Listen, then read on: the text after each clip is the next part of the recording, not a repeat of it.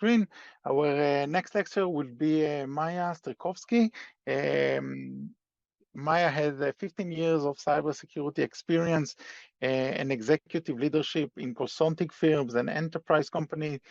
She's leading the cybersecurity GRC agenda and strategic for large financial and governmental and telecoms company. She has vast experience within wide area of risk and compliance and governance, focusing both of cybersecurity and operational domains. She has a deep understanding of organizational and operational process and vast experience in performing risk assessment. So in this recorded session, Maya will talk about AI and how to incorporate AI as part of application security and also the GRC.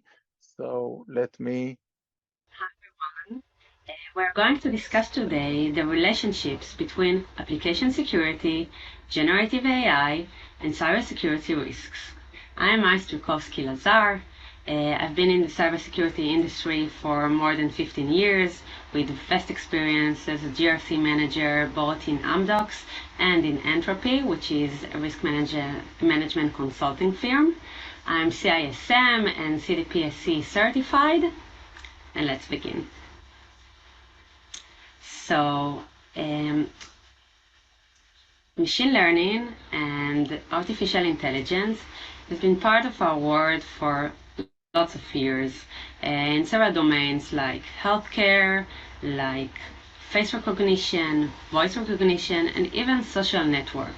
But if, let's say, a year ago, I would have told you that any person without any specific education or certification would be able to get up in the morning and professionally produce visual content, write a professional blog on a subject he doesn't even know, compose songs, be a tour guide in places he's never been in, produce films, or even write applications.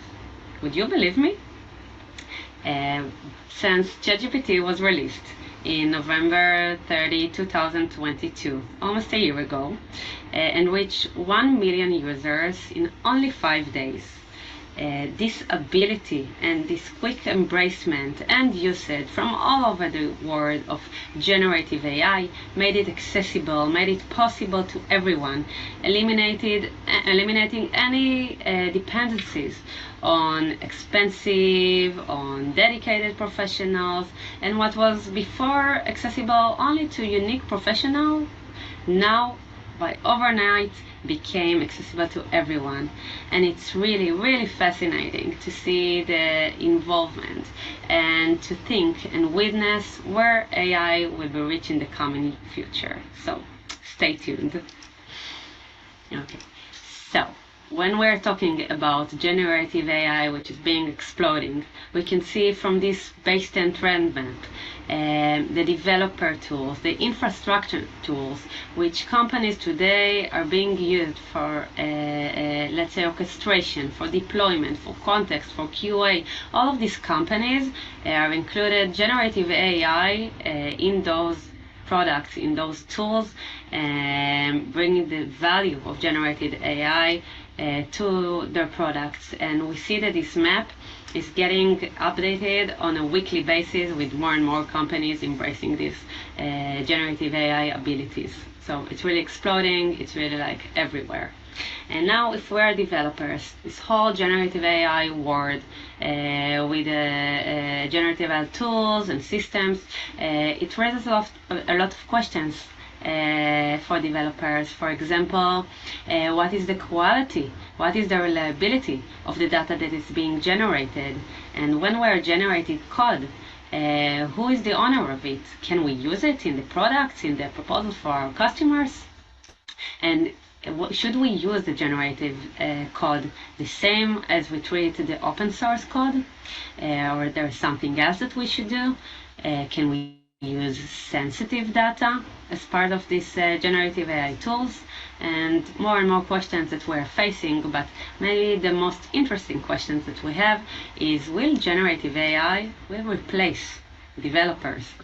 And we're asking that because we're familiar today with the developer shortage.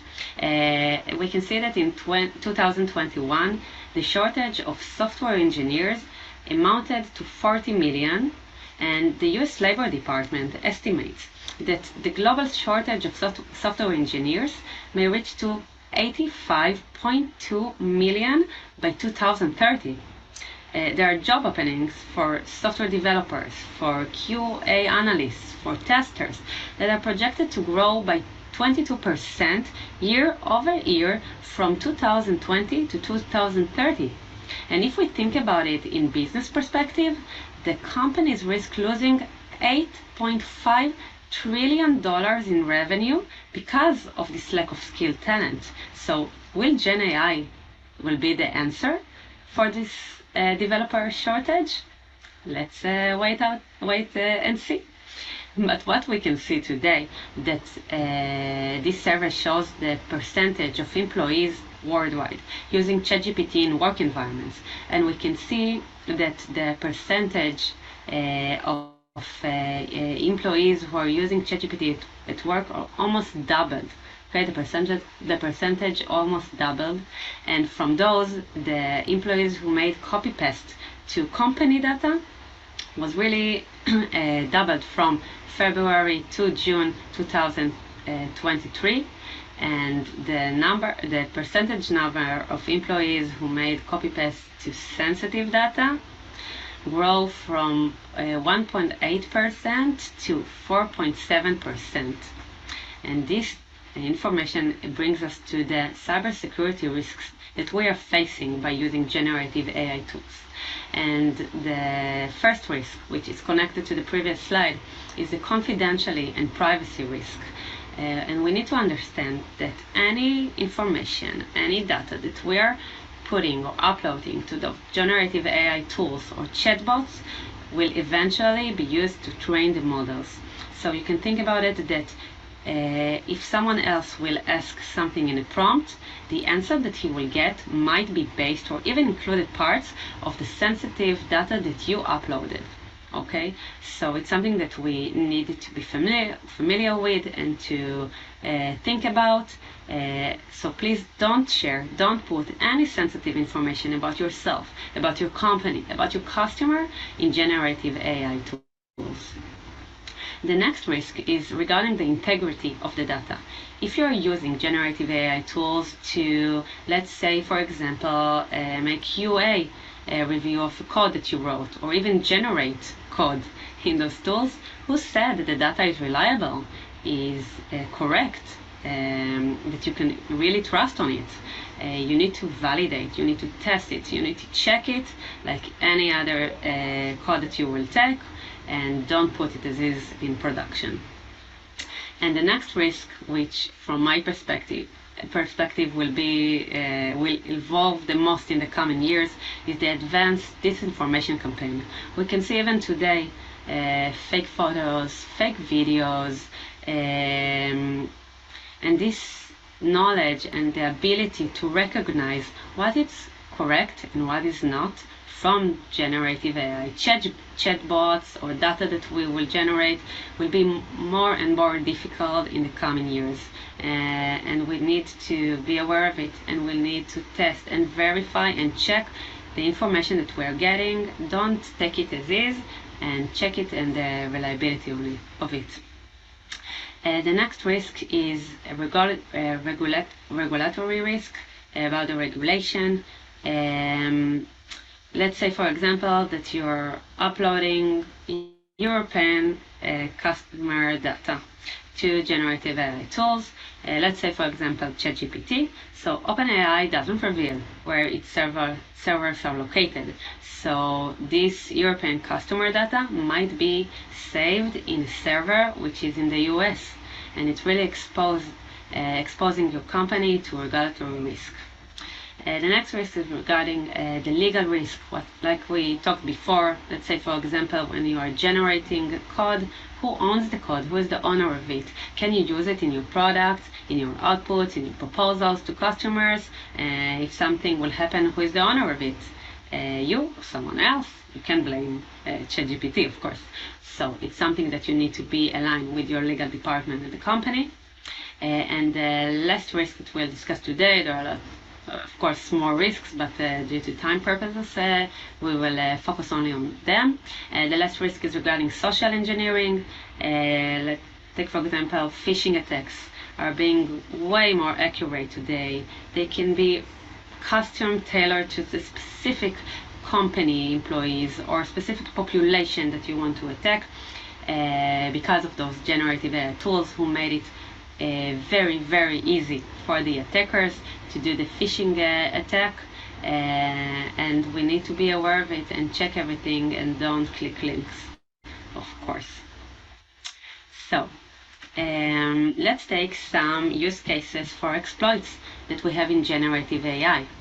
The first one is regarding the well-known data breach in ChatGPT on March 2023, where payment-related information and chat history of ChatGPT plus customers were leaked. The information included first and last name, email addresses, payment addresses, the last 4 digits of the credit card number, and even the card expiration date.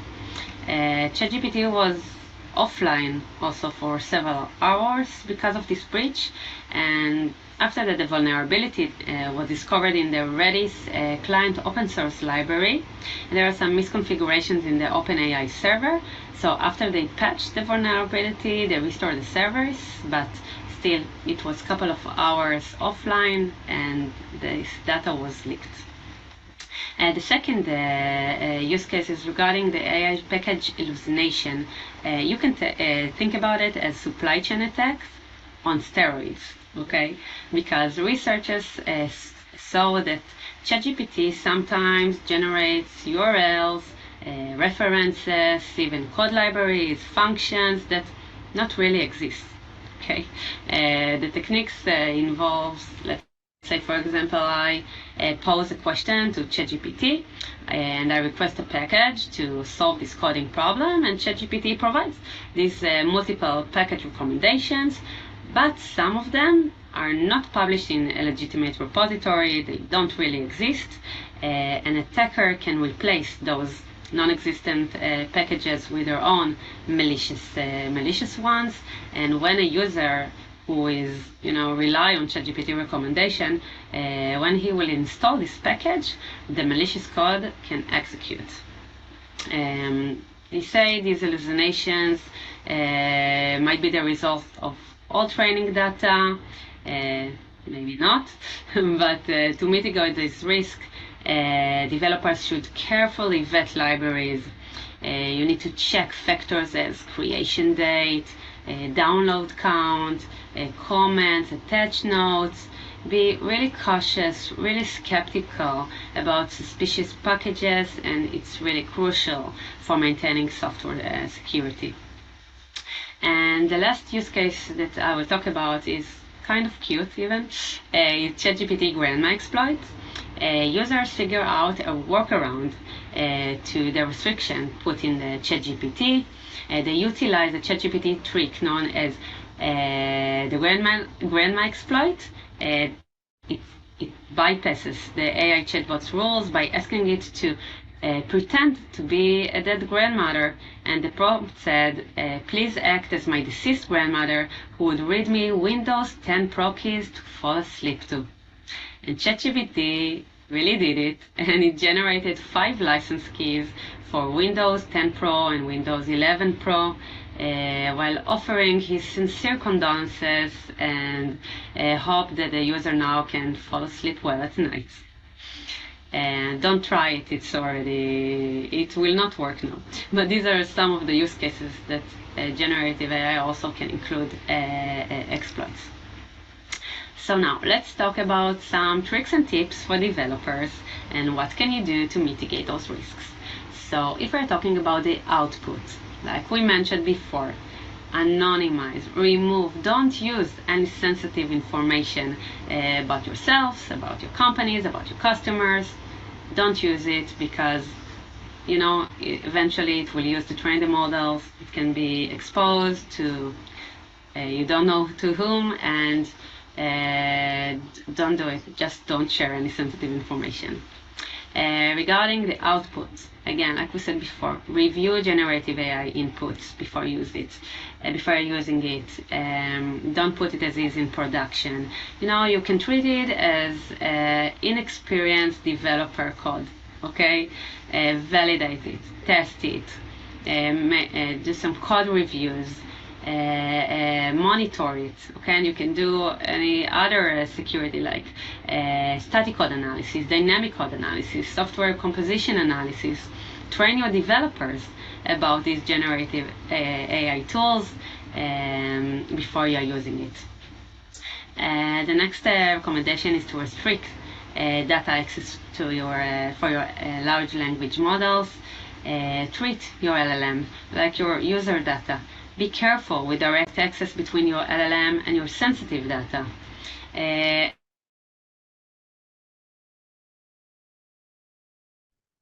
Adhere to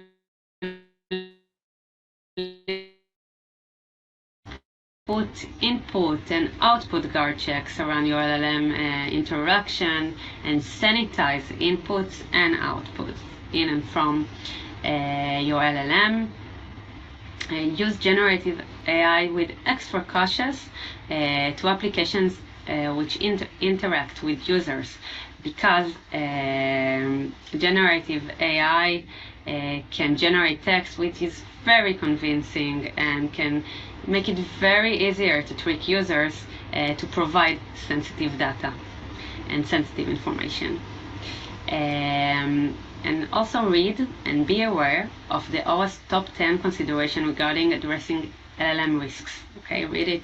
It's really like clear and it's really important. Also, like we talked before about hallucinations, consider if ChatGPT or any other chatbot gives you like open source libraries recommendations, consider to manually verify them, okay, before using them. And if there are any false AI software which requires connectivity to a third-party service which is outside of the company's, please follow the company's commercial third-party process. And in general, align anything that's regarding to generative AI, align to your company's processes, to your company policies and guidelines from security perspective, from legal perspective, just to make sure that you are not putting the company in any risk. So thank you everyone for listening. As this is a recording session, you can feel free to reach me for any further questions or queries about these relationships between application security, generative AI, and cybersecurity risks.